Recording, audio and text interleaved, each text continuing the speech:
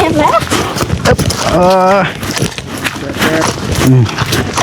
ตักกินข้าวก่อนเนาะ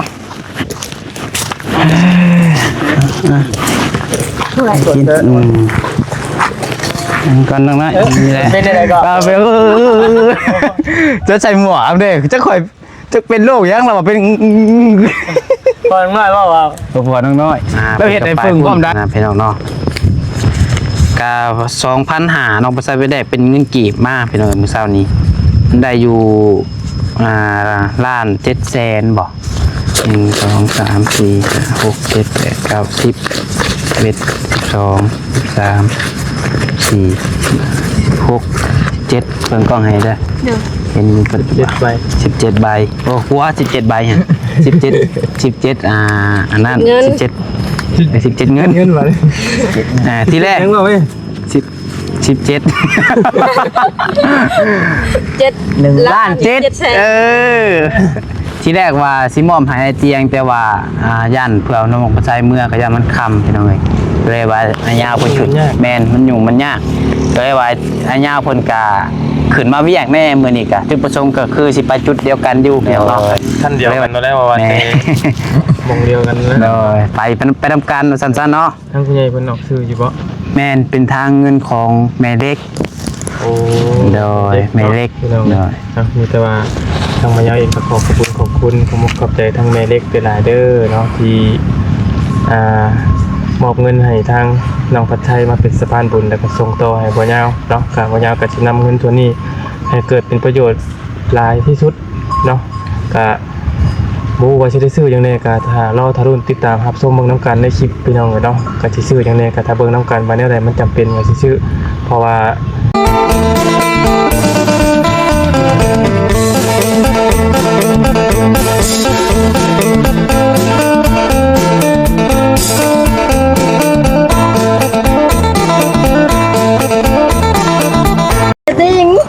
เป็นยังนี่เอาไปอีกไหมเอาอีกเดี๋ยวอีกวันหนึ่งเอาอีกได้เลยหมดมือเอาอีกกันดูหน่อยมันตีนเดี๋ยวผู้บ่าวผู้สาวคนหยอกกันโอ้ยเนาะก็เท้าก็ไปไปนี่เท้าแต่ของล่าป่ะแต่นี้ไม่ได้ไปไหนยุ่งไปไหนเด้อยังเรื่องยังเดี๋ยวโอ้ยเนาะนี่ไงมาเปิดภาพมากก็เห็นผู้บ่าวผู้สาวนิ้วน้อยหยอกกันพี่น้องเนาะโอ้ยเอามาเป็นยังเลยกินคือติ้งมึนตีนติ้งหรือบ่ได้บ่เป็นยังเลยอันนี้ก็เนาะเห็นอีกเห็นรถไปลงเลยอย่างนี้ก็ขาดความทีเก่าเนาะมึนตีนลงทีกูนะพี่น้องพ่อไปโดยเอามาพี่น้องไงเนาะมานี่แกกินข้าวกินน้ำพี่น้องคลิปเปิดภาพมาอีกเทื่อนึงเด้อพี่น้องเด้อน้องน้อยก็กินยังบ่อิ่มอยู่เอาเลยทำเบอร์นอนเมื่อคืนเอาเป็นอะไรน่ะลูกบัดให้น้อยเอาไปให้พ่อปู่กันไปให้บัดเมียบัดยุ่งไหนเฮาลงไม้เลยดูร้อนแล้วลงมาลูกให้บัดมีมาถ่วยนะนางเผาลูกเธอแบบนี้เกิดล่างอันนี้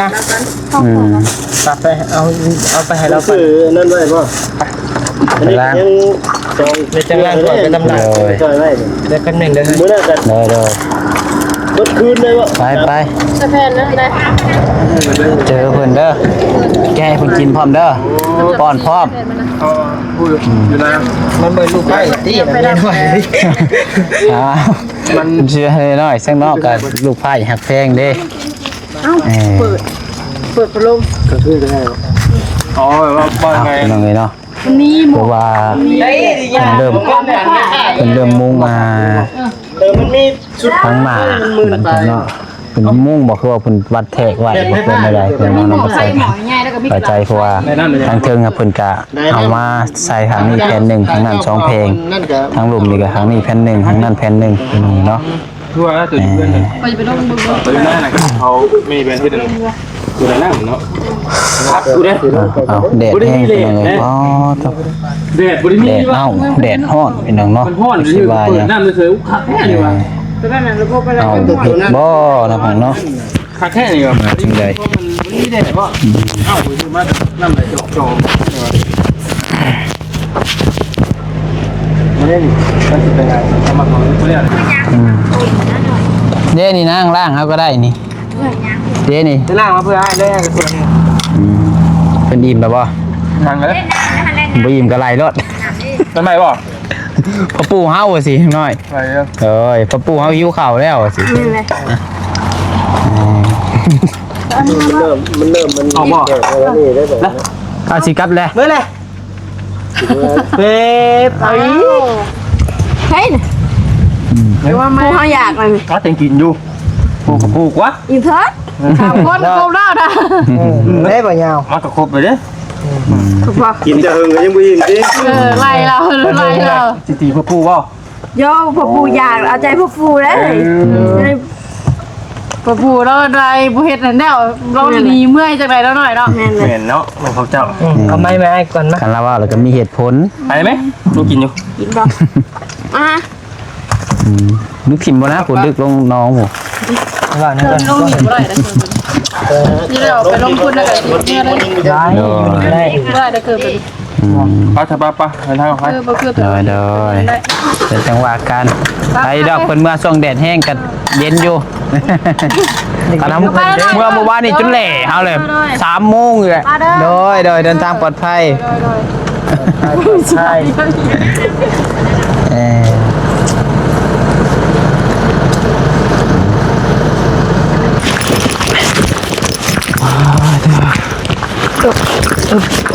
ล่างสวยให้เห็นพ่อปู่แล้วพี่น้องเนาะ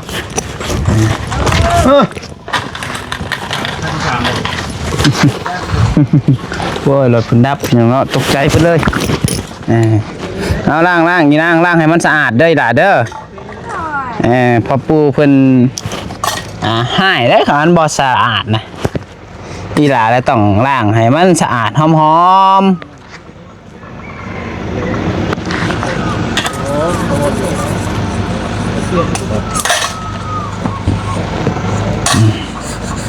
โอ้แดดดำนี่อยากหายอยากห้องหน่อยเนาะ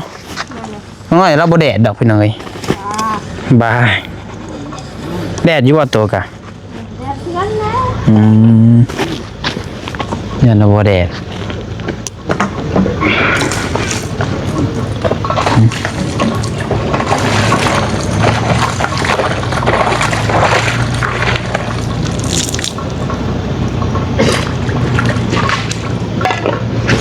ได้บ่ ไม่ได้เลย ฮะ ไม่ได้เลย ไม่ได้เลยอาดเนาะอาดนู่นไม่อันนี้ย้อยไม่ก็เอิ้น อย่าอย่าให้อย่าให้อย่าให้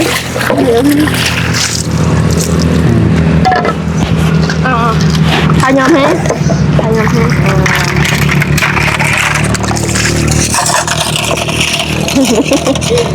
ดี เอา ทำไปละ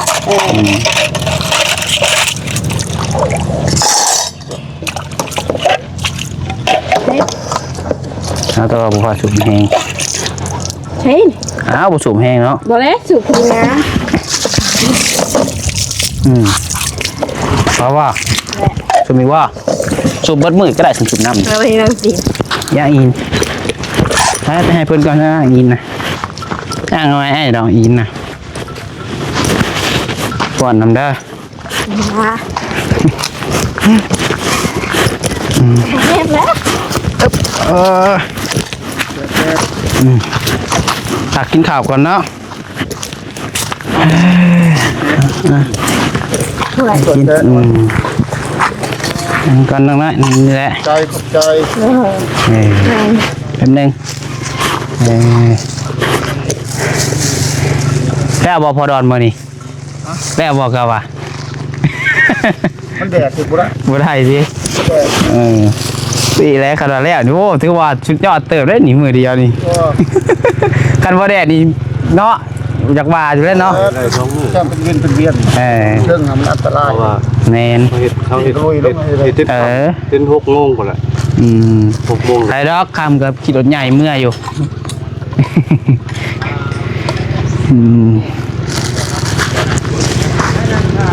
บ่แล้วก็มืออื่นเฮาก็บ่ได้แม่นสิพาว บ่แล้วมันก็มือ แม่นเฮ็ดพาวหลายจังหน่อยตัวเองนี่แหละ รับแต่มันจะเลยไปเลยปานง่ายไปเลย เขาจับแล้วครับ อันนี้นี่คือจับระดับบ่ที่ปลาไว้นี่โอ้ จะว่างมันนี่แหละมันเตะเข้าที่หัวมันบ่ได้นะครับมันจะสั่นแน่ เ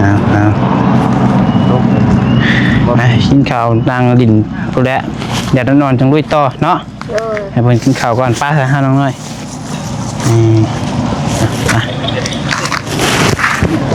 โดยไปก็อยู่ได้แต่น้ำพรมพี่น้องเอ้ยช่วงนี้แม่แล้วก็นั่งอยู่ในพรมพี่น้องเอ้ย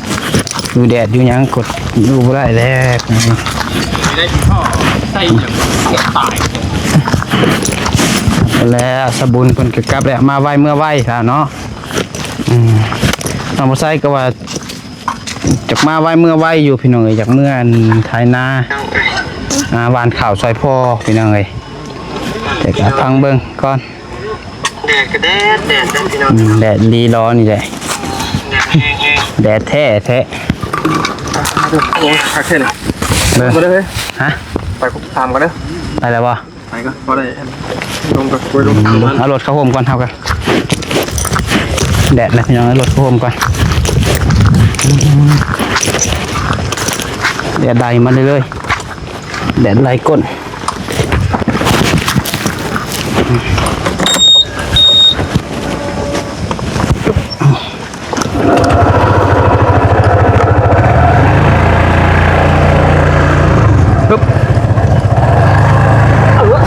โอ้ยงาไม้หักประจักษ์ไปนางโฮมพุ่นกับไปพุ่นแล้วไปเดี๋ยวมีแนวสีมอบให้นี่ไปน้อย มีหมู่หลายหมู่ ไปชิบมัน มีมอบ เปิดอยู่แล้ว มอบให้ดีกว่า ฮะ มอบบ่ยุบบ่ใหญ่หน่อยเนาะ บ่ได้จักสิมอบไปแล้วมื้อนี่ ใช่ไหมบ่ จักสิมอบไปแล้ว มอบว่าขออยากเป็น โอ้ยเจ้าแห่งหลายเจ้าห่า ถ่ายกันเด้อ เจ้าแห่งหลายเจ้าว่ะ หมู่บ่เคยมอบให้จักเทื่อ อ๋อบาปแล้วมื้อนี้วันศีลพระใหญ่ใด ตอนนั้น ไอ้ เอ พี่ ง นิ่งเด้ เอ อ น้อยๆเห็นแล้วแม่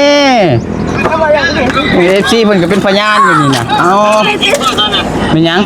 ข่อยกลับไป จะแดงไม่ได้กิน ไม่นี่ตีนก็เจ็บ ที่นี่ขนาดมึงตีนก็ข่อยตีนซื่อๆก็อีหยังดีข่อยว่า สัมพอน้องน้อยว่านี่ได้บ่บ่น้อยบ่ได้นั่งลงก่อนน้องบ่ใส่เลยเมื่อวานเฮียเดี๋ยวสิตัดใส่จักคลิปได้เพียงเนาะเพราะว่ามันเป็นคลิป3นาที1คลิปนะพ่อแล้วเป็นยังพ่อนะ ลุงแม็กแล้วเลยยืนหมักม่วงบ่คือยืนหยังเลยหายบ่ม่วงก็เฮ็ดนี่แหละแล้วยืนหายแล้วจะมานั่งหยังในนี้แล้ววะเดี๋ยวน้องบ่ใส่เลยว่าโอ้พ่อคนดังได้หาว่ะแล้วก็ว่าค่อยยังอยู่หน้าบ่จื้อแต่ว่าเราเฮ็ดค่อยเป็นโรคอันนั้นแล้วว่ะโรคเต้นเหรอเป็นยังไงล่ะเราลุงแม็กแล้วว่าอยากเต้นบ่เราอ่ะจังแล้วจังเป็นยังได้เราเป็นใช่เบิ่งเป็นอะไร ฮะ เบิ่งมานี่เป็นอะไรก็ จะใส่หมวกเด้จะค่อยจะเป็นโรคยังเราเป็น พอน้อยว่า พอน้อยแล้วเห็ดในฟึ่งพร้อมได้แล้วก็เป็นโรคกันโรคชักแล้ววะคือชักใช่แล้ววะโรคได้บุบ้านนี่พี่น้องเนาะ อยากไปอยู่อ่ะมาบอกทุกท่าน โอ้ให้ไปก็ได้อันของกินเมื่อย้อนได้ฮะ ถ้าเห็นน่าจะได้คลิปบ่เฮ้ยตัวจริงอยากเห็นด้วย เห็นบ่ให้ก็ครั้งแรกเห็นลามหมู่บ้านนี่แรกหาย่องจอดรถปุ๊บย่องเราว่า FC เด้อลุงแม็กว่ะเรายืนเฮ็ดให้อีกตรงนึงแล้วย่องเราอีกเทื่อที่2 FC อันเดี๋ยวเราถามว่า FC บ่แม่น FC ว่ะ มาไปแล้วฮะยาวรอแท้อ่างว่ะเลย เรายืนนั่นจิตรอให้อีกจิตรอก็ลูกคั่ว เอาพี่จัง บอกไอ้ว่าลุงแม็กได้ครับยอนั่นกำมือคั่วกินเอาไว้จุบดีเลยขอน้ำไปช่างเมียจุบดีแม่ต้องฮักบะเตียงก็ได้โอ้ยจะมือแต่สิมีคนล้อม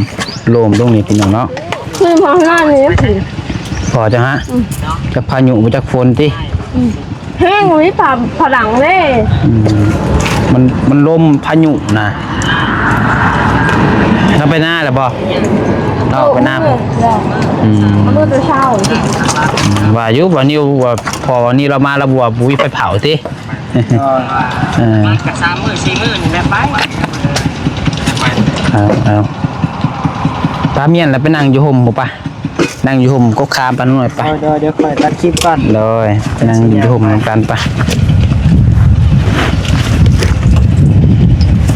ไปพี่น้องเนาะตามมาเรื่องหน่อยเด้อ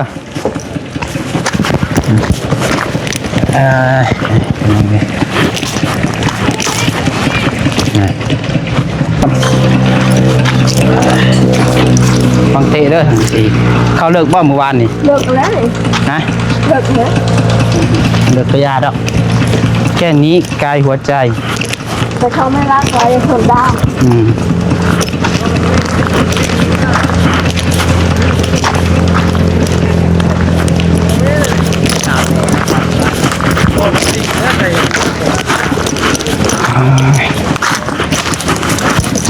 แทนค่ะก็วินาเหตุจอกต่อเอามาเล็กๆไหมบ่แค่ต่อเดินทางลงได้ไม่จะลงได้แค่ต่อลงแล้วต่อเดี๋ยวตรวจงานเฮีย นี่เมฟอยู่ตาได้ตัว ใช้ก่อนต่อหาหน่อยให้มันตอดบนกูตัวอยากได้ยังใหม่อยากได้ดังคืออยากได้ตามันเฮงเมฟอยู่จะเฮ็ดได้ อยากได้ปากกระจับอ้าวมือน่ะเดี๋ยวยุงยังกัดข่อยมันโปยเบื้องนี่นะมันบกัดทางกลางมันมากัดอย่างนี้ถ้ามันกัดปากให้ที่ยังมันสอดเป็นมองนี้กัดจริง ลูกไว้น่ะกินขนมหมดเด็กน้อยตอนนี้ปากจ้าว่าชอบแรงใจเนาะ บ่ได้อยากเฮ็ดติเอาอีหลีได้ถุงมือนี่หะเนาะให้หมดคือว่าให้ยังก็ได้มาตอดนี่จับผึ่งสมมุติว่าได้ปากกระจับแบบนี้เนาะให้ผึ่งหันมาจับผึ่งมาตอดงานดอกไงยากดอกกับไปหาจับหมดเด็กน้อยมาครบนี่บ่คันว่าอยากได้ใหญ่ๆกับขี้เข็บก็ไม่งอ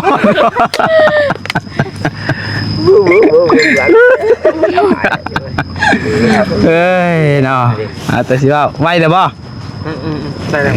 หมดเครื่องจริงมันยืนแหย่กันมานั่งหน่อยนั่งหมู่มาหลุดพี่มานั่งใกล้เบาเหยาพี่เลยเฮ้ยมันบ่นั่งใกล้เบาเหยาซื้อกล้องมันบ่เห็นนั่งไหมเฮ้ยไปคิดว่านั่งแหละนั่งน้ำสบายนั่งที่มือสบายดีโอ้ยสบายดีเด้อมันมาเย็นนี่ก็วันนี้แหละว่าเคยว่างกว่าน้ำสิถามไปซื้อดอกบ่มียังดอกถามไปซื้อถามมันคือว่าได้ยินเห็นลงคลิปบ่ว่าสิอันโอ้ยตีนเอาแม่นเนาะบางทีสูงผดบ่ได้แหละนี่แหละคือว่าเห็นนั่นชุมเจ้าว่าสิเดินทางไปไสก่อนไสสมบูรณ์เมืองมันก็เมืองล่องก็น้องแจ้งไสสมบูรณ์ผู้และผู้หลวนผู้และบ่แม่ไปเที่ยวต้องฮู้อันนี้คลิปบ่ได้ฮักกระเบิ่งอันนี้ยังไว้นี่เนาะจะมาเคยไปเที่ยวบ่จังบ่ฮักกระเบิ่งในคลิปนี่ได้โตเลยตัวเคยไปบ่ไสสมบูรณ์แต่ว่าประสบการณ์นี่มากมายอะไรหน่อยน้อยพี่ช้าง17 18เลยใช่มั้ยน้อย78คนเท่าปีไปอันนั่นนะบ่ไปอันซอยบ่คือว่าคนตัวน้อยคนตัวน้อยชื่อใดที่ว่าติดถ้ำเขาบ่จุดจะสิไปไงจุดหมายน่ะไปพุ่นบ่แม่นก็คืออันน่ะทั้งบ่เตียงเนาะพี่น้องเอ้ยได้ติดต่อหาบ่ยาวกับทางน้องนี่ว่า1มาเพิ่นก็บ่มีหมู่2มาก็หาหมู่ไปนำก็บ่าแม่นก็บ่ได้เนาะเพราะว่า ทางน้องเมฆกับโบอยู่ใต้กูเด้ โดย แล้วก็อยากไปแจกเครื่องแจกของเนาะ ตั้งใจเนาะ กำลังใจ ให้กำลังใจ ที่กู้ภัยเนี่ย กูเด็กกูน้อย เขาไปเขากับบริษัทอย่างเพิ่นเนาะก็มีแต่จักสิเป็นยังไงบ่จักกูเว้านะจักเพิ่นสิให้เข้าเขาได้หรือบ่แต่วันนี้คิดว่าเขาได้อยู่ที่เนาะ บ่เฮาเห็นนั่นเน็ตไอดอลผู้หนึงไปเจนอมบ่ แม่นจีเนาะเพิ่น เจนอมแล้วเราก็ไปแล้วเห็นเพิ่นไปกับเป็นพวกน้ำในจังซั่นแหละเนาะ แล้วก็มีแล้ว หลักๆที่สำคัญเลยก็มันอยู่ผู้อยู่พาก็คือน้ำที่ขาดบ่ได้เลยเนาะ นั่น น้ำแล้วก็พวกของกิน แล้วก็ เอ่อ ผ่าบัตรผ่าหยังนี่แหละ โดยพวก พวกอันนอนนั่นแหละ เปเนาะ พวก พวกเปพวก หน้าผลเด้ พี่สังนั่นแหละพี่น้องเอ้ย เพราะว่าผ่าหยังนั่นแหละ อืม เขาก็บ่ฮู้ แต่ว่าข้าวน้ำนี่คือสิกะสินั่นอยู่แล้วเนาะแถวบ้าน จังหวะ แต่คันมีก็ดีเนาะแปลว่าคันมี ก็ไปเบิ่งก่อน โดย ทางบัญญัติเองก็ยังบ่ฮู้คือกันพี่น้องเอ้ยแต่ว่าเข้าไปแล้วบ่ก็พญาบอกสิแล้วมันสิเข้าบ่ได้อีกหรอกเพราะว่ามันบ่แม่นมาสงครามทุงหยังเนาะ โอ้ยได้แล้ววะ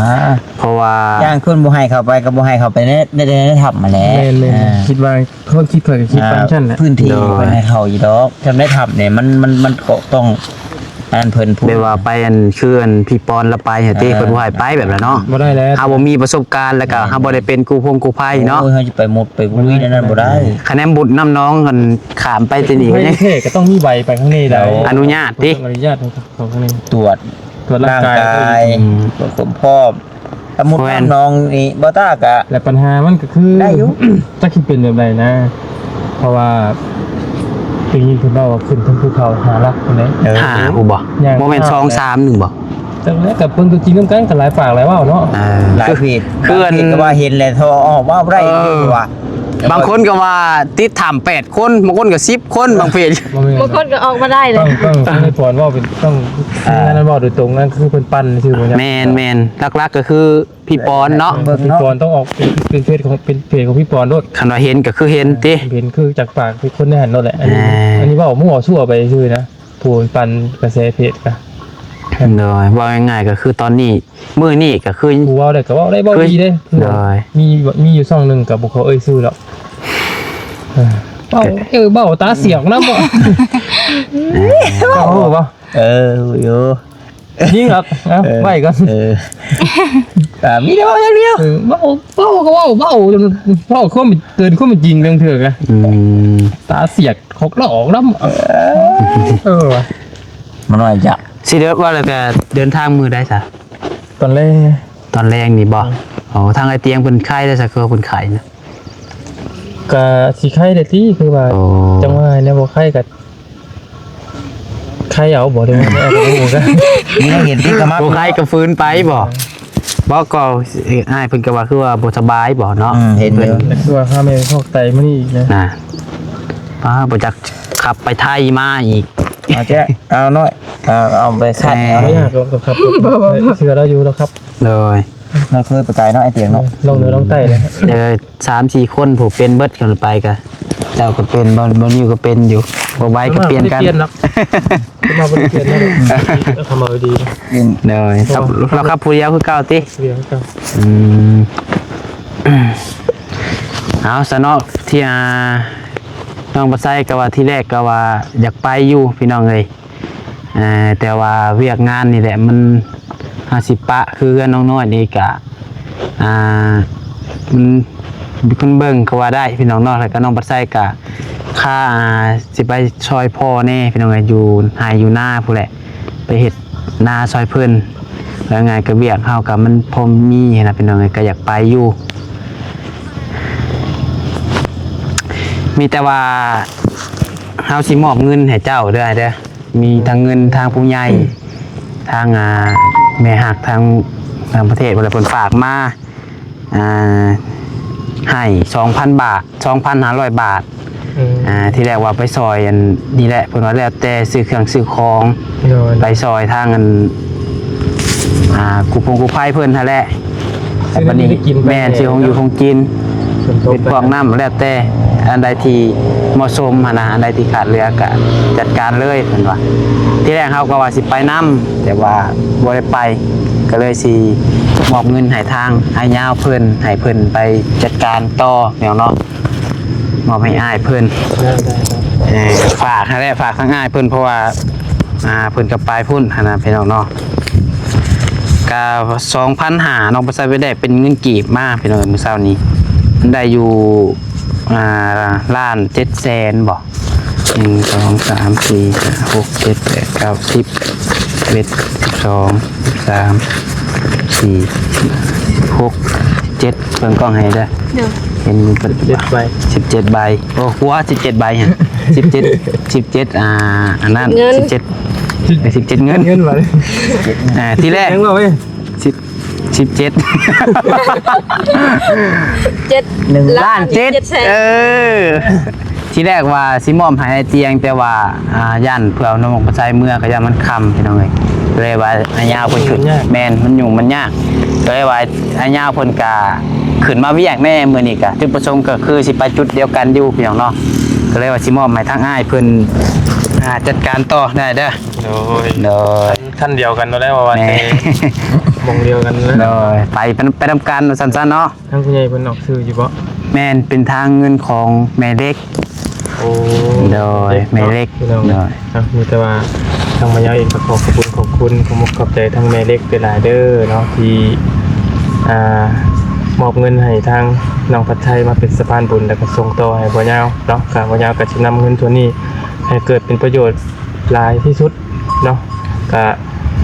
บ่ว่าสิได้ซื้อจังได๋ก็ถ้ารอทารุณติดตามรับชมเบิ่งนํกันในคลิปพี่น้องเนาะก็สิซื้อจังได๋ก็ถ้าเบิ่งนํกันว่าแนวใดมันจำเป็นก็สิซื้อ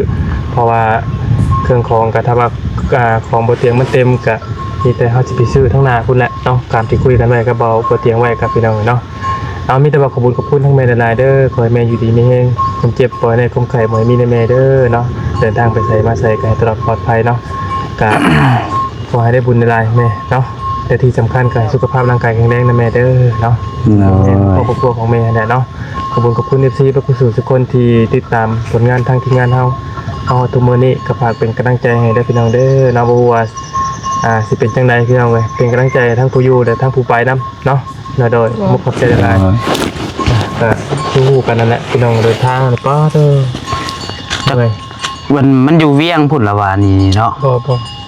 แถวพุ่นว่า ค่ายเลี้ยว เลี้ยว เดี๋ยวรักเศร้าอยู่จักบ่ จังว่าแยกบูกัน ประมาณได้ยินเพิ่นว่าจากบ้าน ไปบ่ จากบ้านเฮาไป มันเป็นทางเวกคือสไตล์แบบวีระใช่ไหม ยันรักเศร้าพี่จักเนาะยันแวหมอรักเศร้าพี่จัก จากบ้านเฮาไป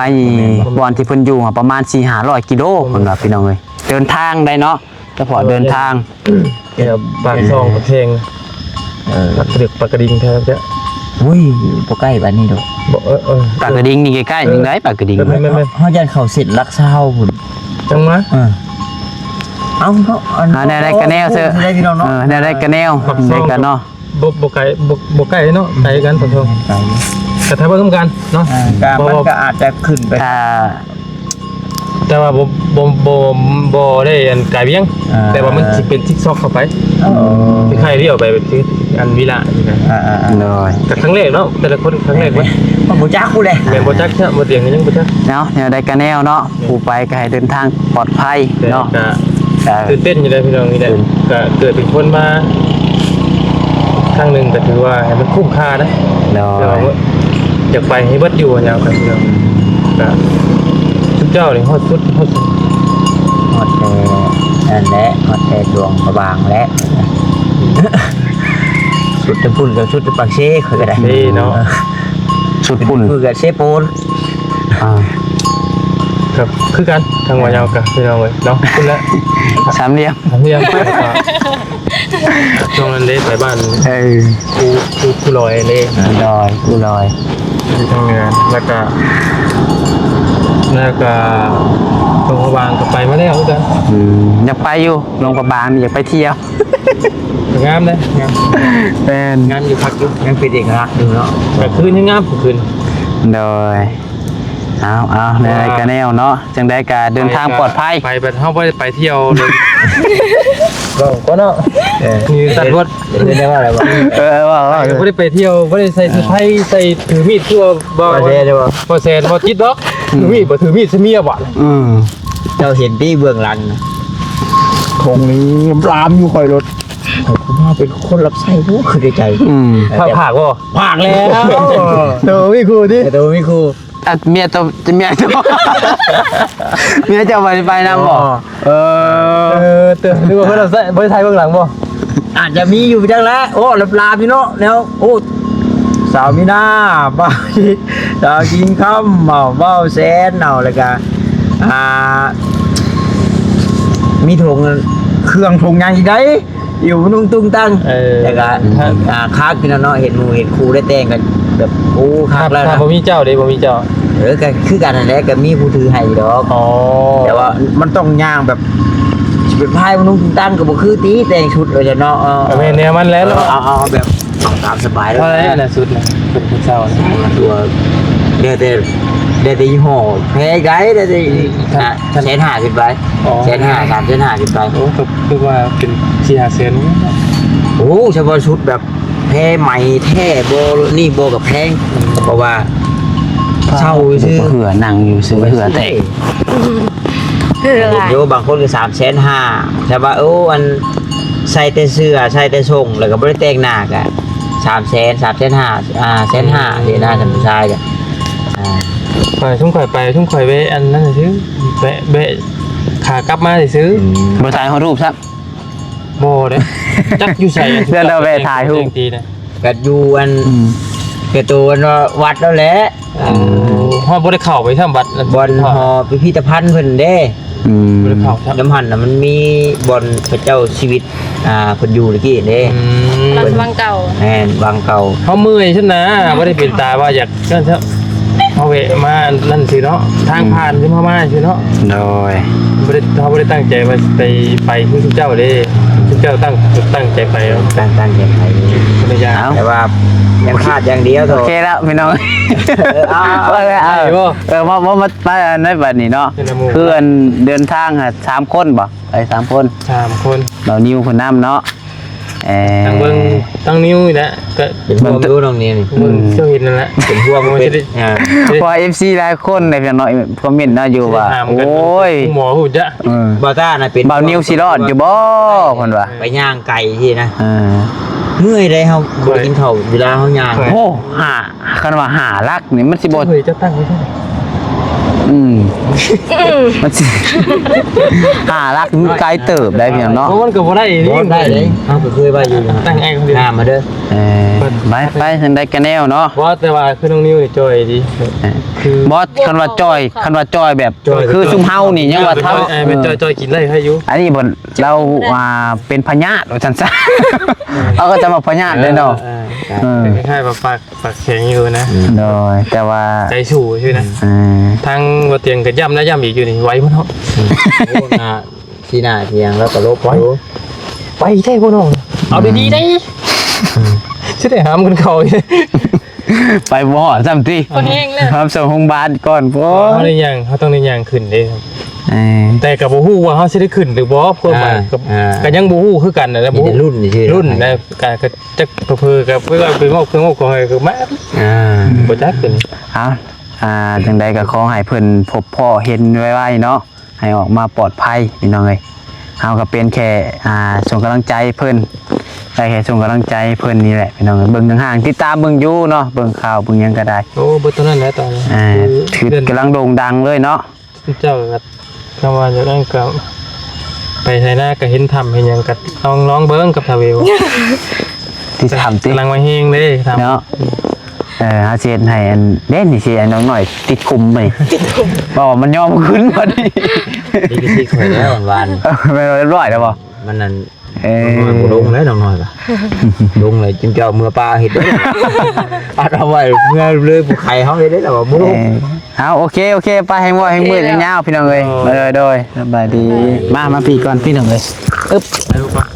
มีแต่บอก แค่เปล่ากัน เอาโอเคพี่น้องเนาะก็ถือว่าทางน้องปัดไซก็มอบเงินให้ทางบ่าวยาวเพิ่นไปซานต่อพี่น้องให้มอบให้ทางอ้ายเพิ่นไปซื้อเครื่องซื้อของนั่นแหละอันใดที่มันเหมาะสมก็เพราะว่าที่แรกน้องปัดไซก็ว่าสิขึ้นไปเองนั่นแหละพี่น้องเอ้ยแต่ว่ามัน ไปบ่ได้พี่น้องเนาะไปบ่ได้แบบใดย้อนว่าชาวเวียกข้างงานทั้งนี้พี่น้องเนาะการสิทิมสิปะเวียกขึ้นนะเพื่อนน้องน้อยกะงานบ่มีคนเบิ่งพี่น้องเนาะกับอีกอย่างน้องปัดไซกะเวียกเฮือนอยู่ซ่านกับหลายนี่ช่วงนี้มันยามให้น้ำหน้านี่พี่น้องเอ้ยเรื่องอยากไปก็อยากไปอยู่อะไรพี่น้องเนาะต่างอยากไปเห็นน้ำนี่แต่กะเอาไว้โอกาสหน้าพี่น้องเนาะเอาประสงค์กำลังใจเพิ่นจ้ะพี่น้องเอ้ยไปมีแต่ว่าสำหรับคลิปนี้เนาะทางน้องปัดไซก็ต้อง ขอบคุณทางแม่เล็กหลายๆเด้อที่ไว้เนื้อเสียใจให้ทางน้องปัดไซเป็นสะพานบุญมาโดยตลอดขอให้แม่อยู่ดีมีแห้งความเจ็บอย่าสู้ได้ความไข่อย่าสู้มีปรารถนาสิ่งใดก็ขอให้ได้สิ่งนั้นจงความมุ่งมั่นปรารถนาอย่าเจ็บอย่าจนร่ำรวยเด้อแม่เด้อขึ้นเนื้อลงใต้ก็ขอให้เดินทางปลอดภัยพื้นข้างเจ็บให้เจ้าข้างได้พื้นข้างไข่ให้เจ้าข้างมีให้เจ้าได้เป็นเศรษฐีร้อยล้านพันล้านเด้ออยู่มันยืนแม่เด้อสาธุไปลำลาแล้วพี่น้องเอ้ยสบายดีเด้อ